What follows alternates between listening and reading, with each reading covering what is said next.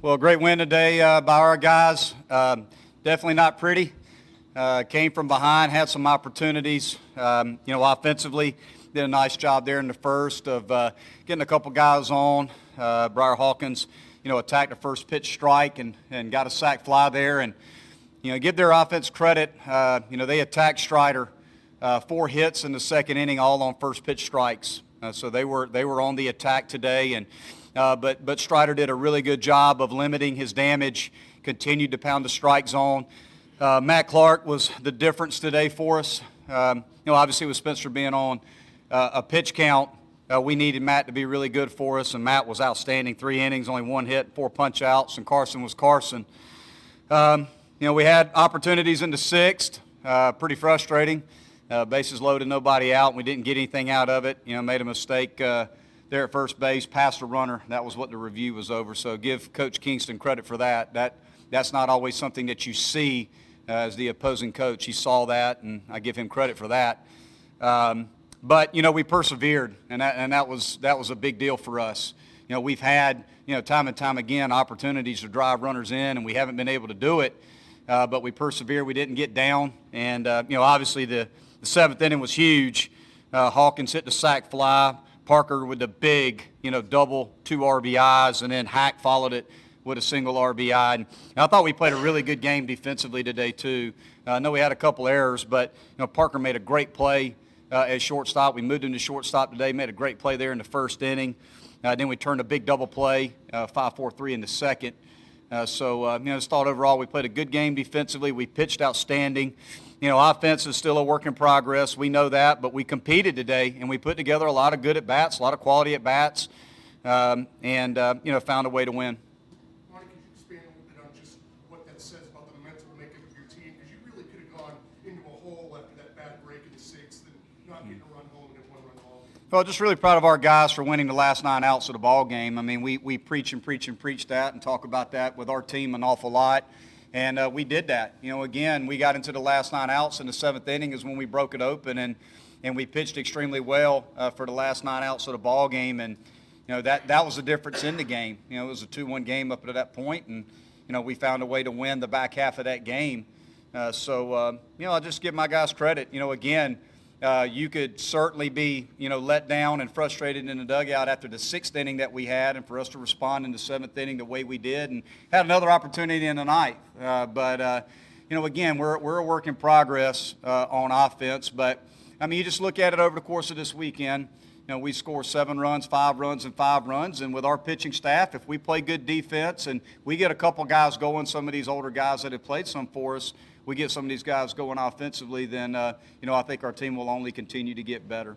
Ronnie, what was the explanation for the 6th inning on what happened there? Say again? On the replay, what was the explanation? Well, and they got the call right.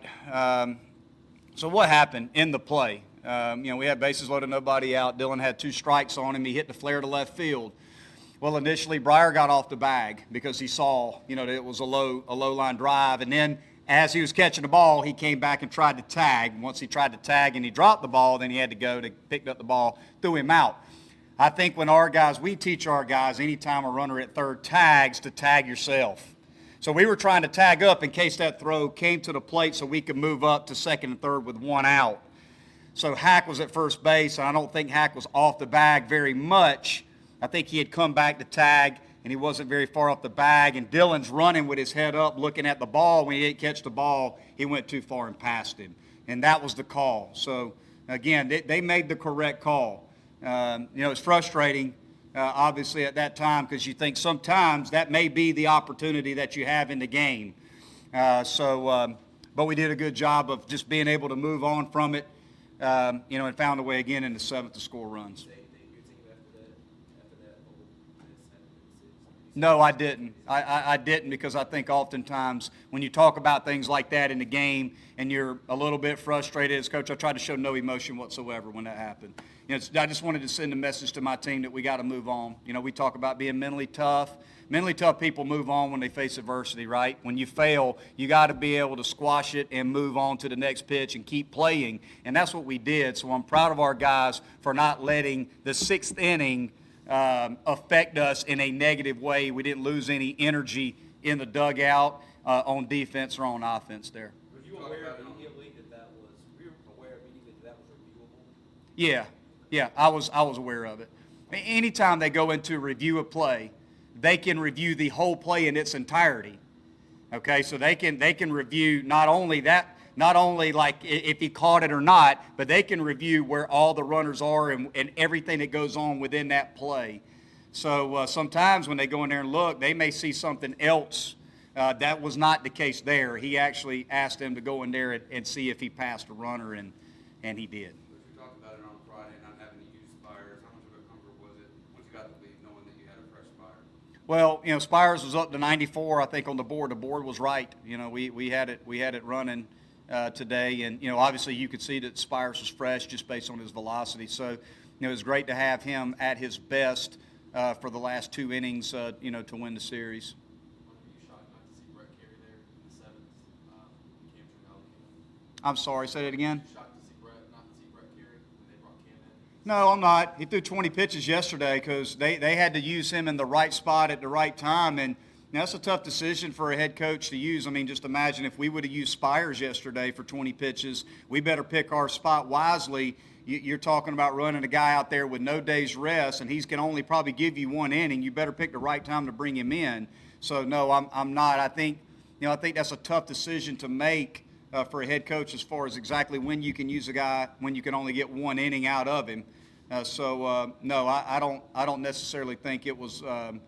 I wasn't surprised by it at that point. I felt like they would try to use Carey as late as possible in the ball game. We felt like that, and certainly understand it. Coach, I think it was Mikowski a few games ago slipped foot first as the play was thrown out. The slide by Parker head first to avoid the tackle. Yeah, it was. I guess it was obviously a good slide. I didn't get a chance to see it. We can't go in and watch. We don't go in and watch those things. So I thought he was safe. I mean, just based on how the ball hopped up, I thought when the ball hopped up, he got underneath the tag, even though the ball beat him. And you got to give the home plate umpire credit for that, because oftentimes, if the ball beats the runner to the bag, they'll call him out. So you got to give him credit for being in a good position right there when he caught the baseball for him to get underneath it. But Parker also needed to have a bigger lead at second base. They weren't even holding him with 2 outs, so we talked about that in the dugout too. Big picture, Monte, what does this series mean? Take 2 or 3. Last year you did take 2 or 3. Sounds good to feel. Well, great confidence-wise. I mean, it's great for our guys. Anytime you can win this rivalry, we won a state championship this weekend. That's always a lot of fun. Just great confidence, great momentum going into this week, going into ACC play. But we also have a lot of things that we still got to address. I mean, we still have, plenty of things that we've got to work on. But I felt like, we had some tough decisions to make today. We moved a lot of pieces around to try to put the right 9 on the field today, put James at short. Glad that worked out. Put Mac back in there at second base and put Sam, who we think is our best athlete, with Teodosio being hurt, put him in center field today. So, all in all, we felt like it was our most athletic and best defense to put on the field. And, glad that we found a way to score some runs there, too. What is the situation with Tio? I'm sorry. Update on Teodosio? I haven't gotten one. I think he saw the doctors today during the game. I will know more tomorrow. But I do not have official word yet, just because, if I'm not mistaken, I think he was getting looked at today at some point. And, when that was, I'm not sure, just because of all the pregame and then the game going on. I was obviously on the field. I have not heard anything yet. Hope to know more tomorrow. With Matt coming in the way he did, and this is how you guys kind of planned it right now with Spencer, to kind of get out of that inning, how big was that for you guys, the way you got out of it, kind of get you guys rolling? Well, it was big for us because Matt was at his best. Again, you've got a true weekend starter pitching behind Strider, and I'm proud of Matt. You think about how hard that is. You talk about being selfless as a teammate now. That's a tough pill to swallow. With a guy that was as good as he was as a starter for us last year, to be asked to pitch behind Spencer on a Sunday, and for him to just accept that role and dominate that role says an awful lot about him. We won the series today because of Matt Clark. I mean, Matt Clark is the reason that we won this series against South Carolina, and it just says a lot about how selfless he is and him embracing his role and doing what he can do to help our team win. So says an awful lot about him as a young man to pitch at his best in the biggest game of the year up until this point.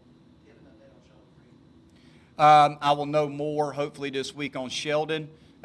We anticipate Sheldon potentially being available towards the end of the year. We hope so. We're not sure quite yet. We'll know more exactly at some point at the beginning of this week. But there could be a chance that we may be able to get him back towards the end of the year. We'll just have to see. I think Kier hit close to 600 in this series. How important is it having him? What kind of difference does it make? It makes a huge difference. You know, when you got those two guys at the top of the order that can get on base for the guys in the middle. And another key factor for us today is the middle of the order hit.